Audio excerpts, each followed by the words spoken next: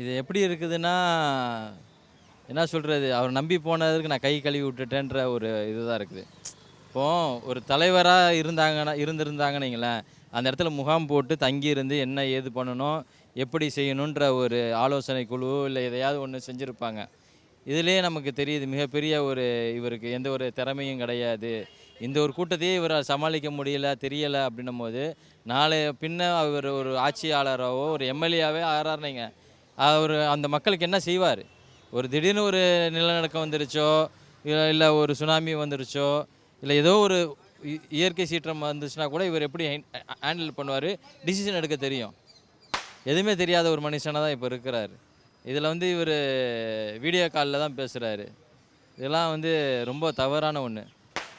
Video கால்ல பேசுறவங்க கிட்டயும் இப்போ ஒரு மகன் இல்ல அப்டின்னா, நீங்க கவலைப்படாதீங்க ஐயா, நான் வந்து உங்களுக்கு ஒரு மகனா இருந்து உங்க குடும்பத்த பார்த்துக்கிறேன் அப்படின்னு நல்லபடியா தானே சொல்றாரு. இதுல என்ன தவறு? நல்லபடியா ஏங்க நடிக்க தெரிஞ்சவனுக்கு நடிக்க தாங்க தெரியும்.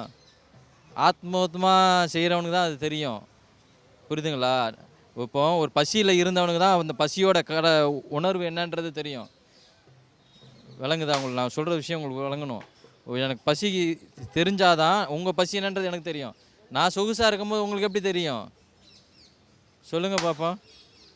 அந்த மாரி தான். இது வந்து சும்மா பேச்சு தான்.